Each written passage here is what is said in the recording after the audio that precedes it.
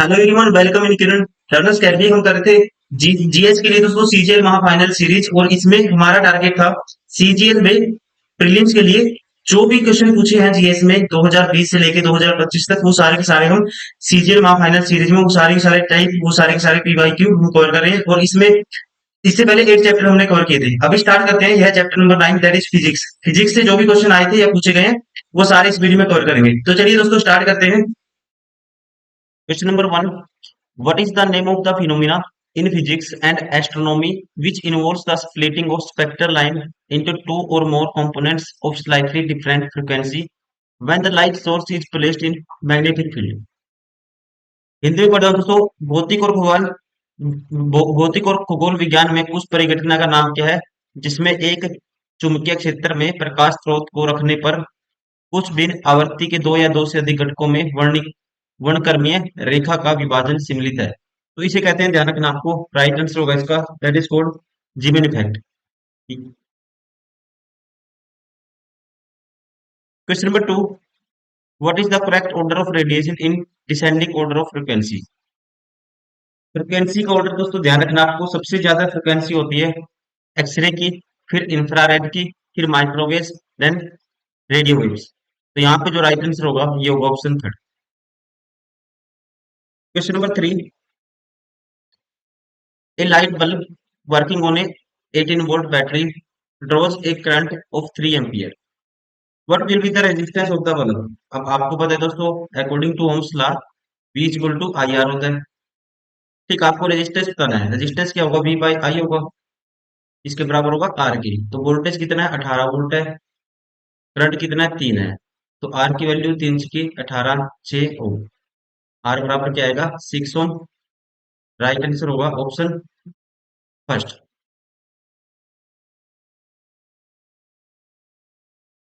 Question number 4,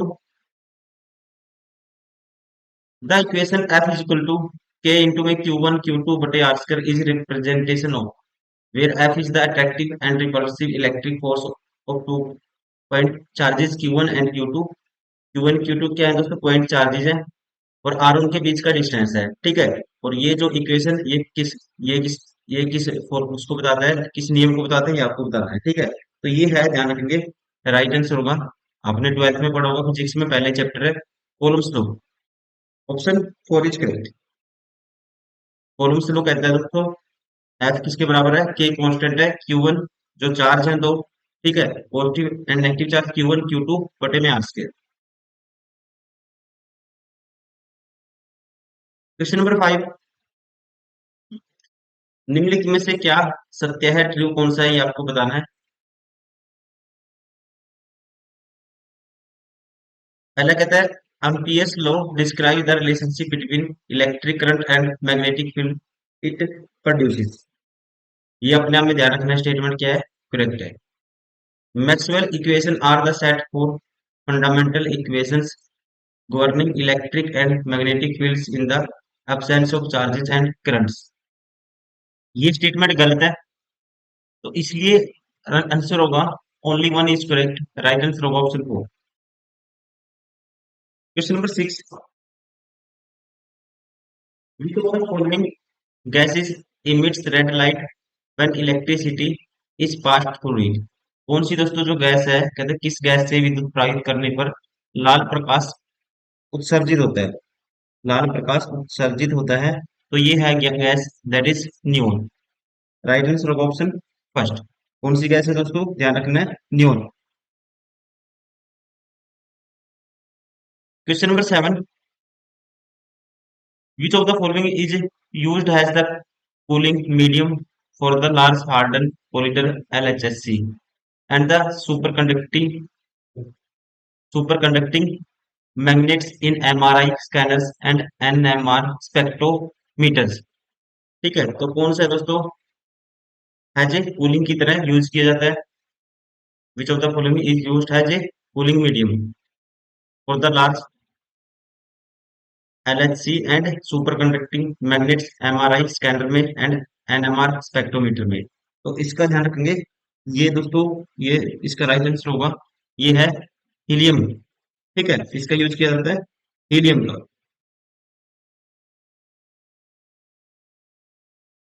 question number 8, column A और column B match करना है दोस्तों। जोन सी जिसकी यूनिट होती है, यूनिट के हिसाब से मैच करना है। अब इलेक्ट्रिक करंट की दोस्तों यूनिट होती है आसान है ये, ठीक है, क्या होती है, एम्पियर।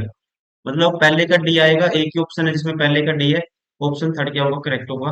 अगर आपको पहला भी पता है तो सारे एलिमिनेट हो जाते हैं, एक ही ऑप्शन से हो जा रहे हैं, ठीक है। तो फिर दूसरा है पोटेंशियल डिफरेंस। पोटेंशियल डिफरेंस की दोस्तों यूनिट होती है वोल्ट। कैपेसिटेंस की यूनिट होती है कैपेसिटेंस की, या कहते हैं इसको धारिता। धारिता की जो यूनिट होती है ये होती है Faraday.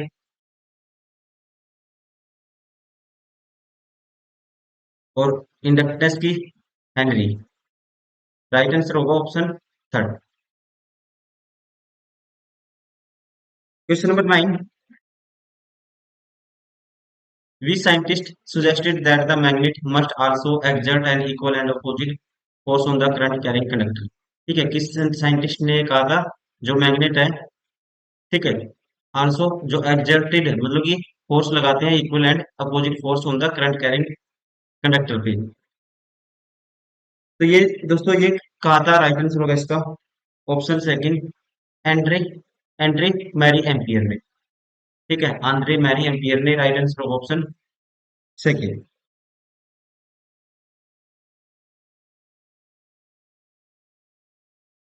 Question number 10, identify the correct statement. Resistance of wire depend on the length and density of the wire. Resistance होता है तो उसको ध्यान रखना है रो, डेंसिटी होती है L by A, L length होती है, एक क्रॉस सेक्शन एरिया होता है। दूसरे में कहता है specific resistance of the same for all conductor. तीसरे में कहता है resistance of wire depend on the length and cross section of the wire. Specific resistance is depend on the cross section area of the wire. दोस्तों ध्यान रखेंगे जो correct है इसमें, ये पहला और तीसरा करेक्ट है, ठीक है। रेजिस्टेंस लेंथ पे भी डिपेंड करेगा और क्रॉस सेक्शन एरिया पे, लेकिन स्ट्रॉन्ग आप कहोगे अकॉर्डिंग टू एग्जामिनर इसका आंसर था जो ये था ऑप्शन थर्ड, ठीक है, लेकिन आंसर दोनों होने चाहिए। Question number 11, identify the formula represents Ohm's law. Ohm's law क्या कहता है दोस्तों, ओम्स लॉ कहता है V is equal to I R. V is equal to I R ये कहता है, ठीक है। अब ओम तो इसने रेजिस्टेंस मार लिया। देखो एक, अगर एक करंट है दोस्तों, ठीक है, क्यों क्या है, ये रेजिस्टेंस की यूनिट होती है, ये एम्पीयर इसकी होती है, किसकी, करंट की। तो इसने, इसी करंट है, आपको पता है V equal to I R, एक ही रिलेशन है। देखो अगर मैं इसमें V तो वोल्टेज, इसकी यूनिट क्या होती है, वोल्टेज, V लिख दिया। करंट की यूनिट होती है एम्पीयर, इसकी होती है ओम्स। तो ये रिलेशन बनेगा ए क्यू, राइट आंसर होगा option four. Question number 12,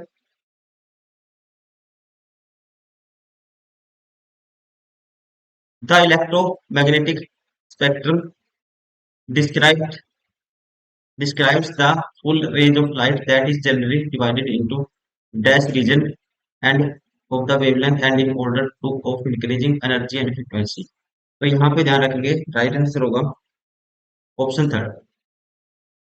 electromagnetic spectrum describe the full range of the light that is generally divided into, कितने कलर में डिवाइड होती है दोस्तों, 7 कलर में, ठीक है ना, 7 कलर। जैसे कोई लाइट किसी प्रिज्म पे पड़ेगी, ये 7 कलर में डिवाइड होगी, ठीक है। और वो 7 कलर है विब की ओर से रिप्रेजेंट करते हैं, विब ग्यो, violet, indigo, blue, green, yellow, orange, red. Question number 13, identify the correct statement in relation to ampere. Correct statement बतानी है आपको। 1 ampere is constituted by the flow of 1 coulomb charge per minute। 1 ampere is constituted by the flow of 2 coulomb charge per second। 1 ampere is constituted by the flow of 1 coulomb charge per second। दोस्तों right answer कौन सा, option third, ठीक है। Ampere की जो correct relation to ampere क्या है, जो 1 ampere is constituted by the flow of 1 coulomb charge in 1 per second। Right answer होगा option third. Question number 14।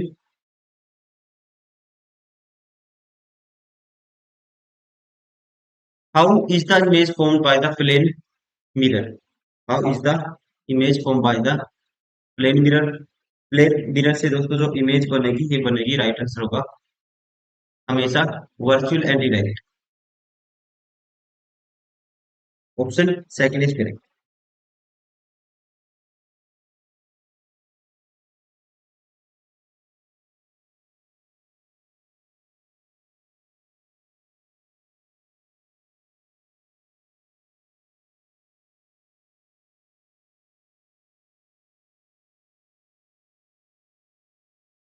Question number 15। Which British scientist is noun for developing the principle of holography in 1947 to improve the resolution of the electron microscope? तो ये scientist है दोस्तों, right answer होगा इसका option third, Dennis gallon. क्या नाम है इनका? Dennis Gallon. Question number 16।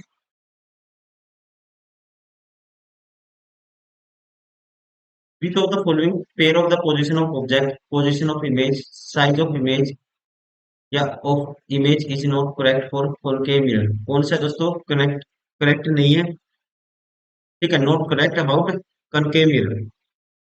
अवतल दर्पण के लिए वस्तु की स्थिति, प्रतिबिंब की स्थिति, प्रतिबिंब का आकार निम्नलिखित में से कौन सा एवं सही नहीं है, ये आपको बताना है। अब ऑब्जेक्ट इंफिनिटी पे होगा दोस्तों, तो इमेज क्या बनेगा? Eight F. अगर एफ पे होगा तो इमेज बनेगा, कहता है देखो साइज ऑफ, पहले दिया है position of image, position of image, size of image और नॉट करेक्ट, ये बताना है कौन सा पेयर नॉट करेक्ट है। Sorry, position of object, position of image, ठीक है, और साइज ऑफ इमेज। दोस्तों अगर ऑब्जेक्ट है ना, देखो ये है कॉनकेव मिरर,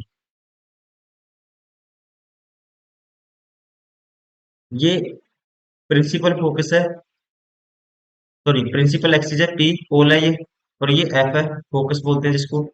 ये सेंटर ऑफ कर्वेचर है इससे डबल दूरी पे, और ये है इनफिनिटी। अब देखो जो ऑब्जेक्ट का जो साइज हो सकता है, ये ध्यान रखें, ऑब्जेक्ट कहाँ हो सकता है दोस्तों?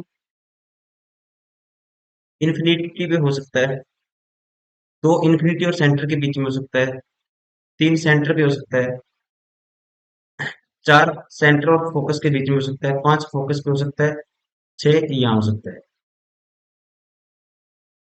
अब इमेज में आपको ट्रिक चाहिए, उल्टा कर देना है। पहली इमेज बनेगी यहाँ पे और साइज बढ़ता रहेगा एक, फिर यहाँ बन सकती है दोस्तों, साइज बढ़ता रहेगा दो, फिर यहाँ बन सकती है तीन, फिर यहाँ बन सकती है चार, और फिर ये लास्ट यहाँ बनेगी पांच। अब देखो जब ऑब्जेक्ट फोकस पे है तो इमेज कहाँ बनेगी दोस्तों? इन्फिनिटी पे बनेगी। ठीक है, कहाँ बनेगी? इन्फिनिटी पे। और क्या बनेगी? इन लास्ट बनेगी, सबसे बड़ी बनेगी, ठीक है, तो ये ठीक है। अब ऑब्जेक्ट क्या है? सेंटर और फोकस के बीच में है, सेंटर और फोकस बीच में, चार नंबर की इमेज कहाँ बनेगी दोस्तों? तो ये बनेगी फिर इन्फिनिटी और सेंटर के बीच में, ठीक है ना, इन्फिनिटी और सेंटर के बीच में, या कह सकते हैं beyond centre, centre of curvature के बियॉन्ड, ये भी ठीक है, ये भी क्या है अपने आप में सही है। बियॉन्ड सी, अगर ऑब्जेक्ट क्या है दोस्तों? बियॉन्ड सी है, सी के पीछे है, ठीक है, तो इमेज का मैंने कहता है बिटवीन एफ एंड सी। अब देखो एक नंबर और दो नंबर की इमेज दोस्तों क्या, सेंटर ऑफ आगे बनेगी, ठीक है, बिटवीन एफ और सी के बीच में बनती है, ये भी ठीक है, और छोटी बनती है। एट इन्फिनिटी, अगर ऑब्जेक्ट क्या है? इन्फिनिटी पे है, तो ऑब्जेक्ट इन्फिनिटी पे इमेज कहाँ बनती है? फोकस पे बनती है, और ये कहते हैं सेंटर में बनती है, ये गलत है, ठीक है, तो राइट आंसर होगा option four. Question number 17। In optics, the refractive index of substance is described the formula NC by V where C is।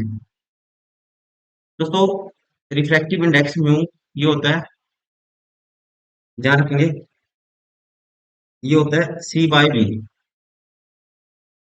C by V. जो सी होता है दोस्तों, ये speed of light in vacuum, और ये होता है speed of light light in medium. V medium speed light की, और सी वैक्यूम स्पीड। ठीक है, ये ध्यान रखेंगे आप, वैक्यूम स्पीड बटे में स्पीड इन लाइट, मतलब मीडियम में speed of light in medium, speed of light in vacuum. अब सी बताना क्या था, speed of light in vacuum, तो राइट आंसर होगा option 4।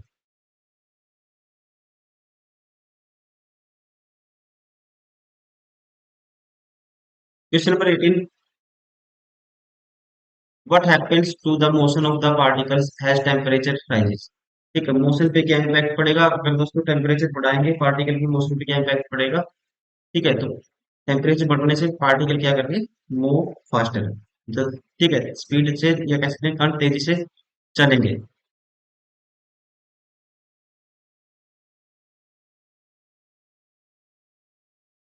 Question number 20, how much will be 59 degree Fahrenheit in Celsius. Celsius में 15 degree Fahrenheit को Celsius में convert करना है दोस्तों, तो आपको एक फॉर्मूला याद रखना है हमेशा।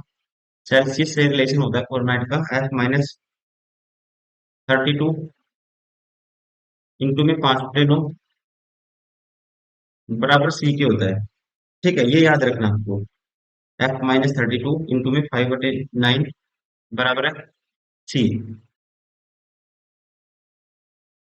अब देखो एफ की वैल्यू क्या है दोस्तों, फ़ारेनहाइट में 59 माइनस 32 करोगे आप, गुना करोगे 5/9 बराबर क्या आएगा दोस्तों, टेम्परेचर आएगा डिग्री सेल्सियस में। तो 59 में से ये गई 27 बचेगा, 5/9, 9 पंजे 30, 27, 3 पंजे 15। ठीक है, तो ये कितना आएगा, 15 डिग्री, बराबर है 15 डिग्री सेल्सियस। राइट आंसर होगा option second. Question number 19,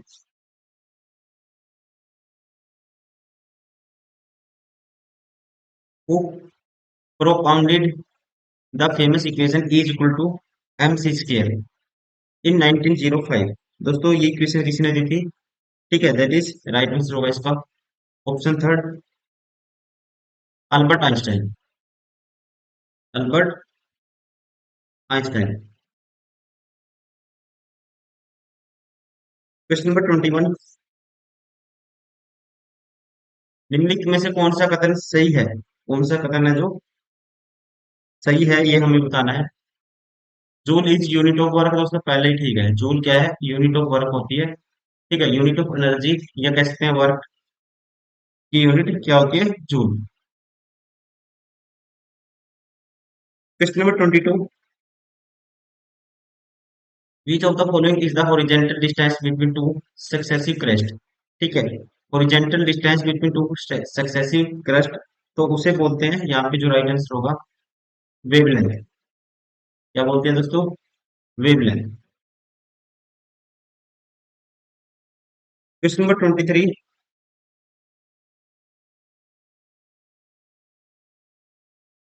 which of the following contains small droplets of liquid or particles of solid dispersed in gas। कहते हैं निम्नलिखित में से किसमें गैस में प्रक्षेपित द्रव की छोटी छोटी बूंदें या ठोस के कण होते हैं, तो ये होते हैं, राइट आंसर होगा इसका ऑप्शन थर्ड, एरासोल में। Question number 24, which of the following is not an example of inertia at rest, का कौन सा है जो इनमें से एग्जांपल नहीं है। वाहन की अचानक चल पड़ने पर पीछे की ओर गिरना दोस्तों, ठीक है, इनर्शिया ऑफ रेस्ट का एग्जांपल है। कपड़ों का झड़ते समय धूल कणों का नीचे गिरना, ये भी है। झटकों के कारण पत्तियों फलों का टूट जाना, ये भी है। किसी वाहन में अचानक ब्रेक लगना, ये इनर्शिया ऑफ रेस्ट का दोस्तों एग्जांपल नहीं है।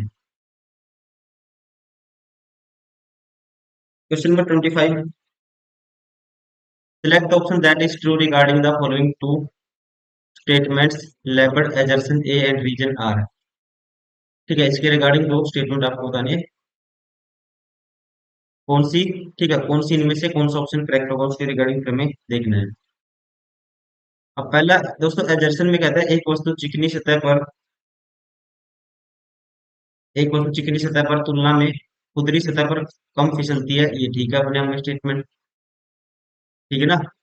ए ठीक है, जब सतह खुरदरी होती है तो घर्षण बल बढ़ता है दोस्तों, घर्षण बल बढ़ता है इसलिए वो कम फिसलती है, ये भी इसका ठीक है, दोनों ठीक है। और ए इसकी दोस्तों आर है, जो कारण आर अभिकथन ए की सही व्याख्या भी है, तो राइट आंसर होगा ऑप्शन को।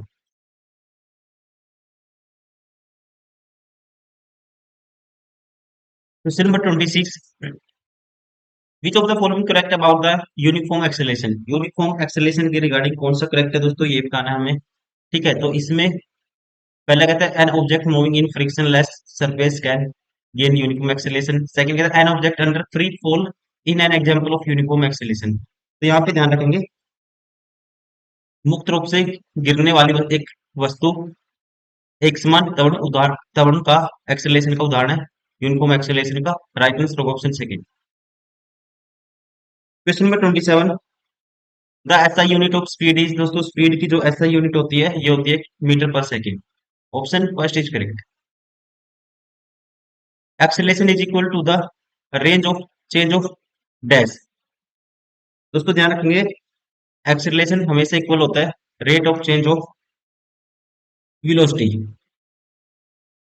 Change of velocity with respect to time. Question number 29,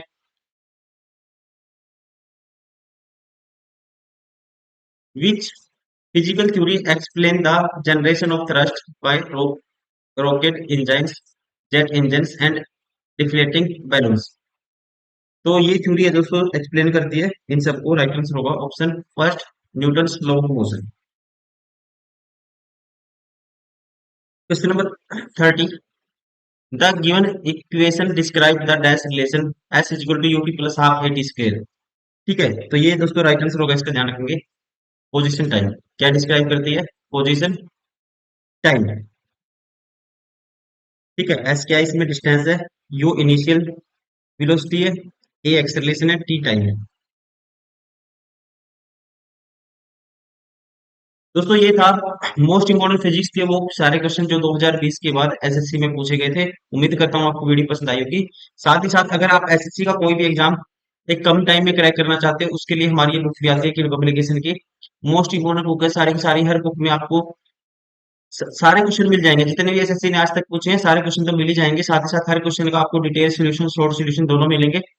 ठीक है, समझने के लिए और एग्जाम अप्रोच के लिए शॉर्ट सोल्यूशन हर क्वेश्चन का मिलेगा दोस्तों। और हर बुक में आपको स्क्रैच कोड भी मिलेगा। ठीक है, स्क्रैच कोड का यूज करते हुए आपको टेस्ट सीरीज भी परचेज करने की जरूरत नहीं है, उसका यूज करके आप फ्री में आप बहुत सारे टेस्ट आप लगा सकते हो। आपको जाना है kinperpay.com वेबसाइट पे, वहां लॉगिन करना है, अपना जो बुक का स्क्रैच कोड होगा बुक में वो यूज करना है, और फ्री में आप बहुत सारे टेस्ट लगा सकते हो हर टाइप के। साथ ही साथ दोस्तों हर बुक क्या है, एआई इनेबल्ड है, एआई के फीचर दिए हुए हैं, एआई का यूज करते हुए आप क्वेश्चन सोल्व करने की अपनी स्पीड बना सकते हो। साथ ही साथ अपने कॉन्सेप्ट भी क्लियर कर सकते हो। फर्दर बहुत सारे टॉपर है दोस्तों, हजारों स्टूडेंट हर साल इन बुक को पढ़ते हैं, जो सिलेक्ट होते हैं। आप इनकी रिव्यू भी देख सकते हैं, इन्होंने किस तरह से इन बुक्स को फॉलो किया, प्रैक्टिस की, मल्टीपल टाइम यूज किया। आप भी उसी तरह से कर सकते हैं। इस वीडियो में इतना ही, मिलते हैं नेक्स्ट वीडियो में। Thank you, bye bye, take care.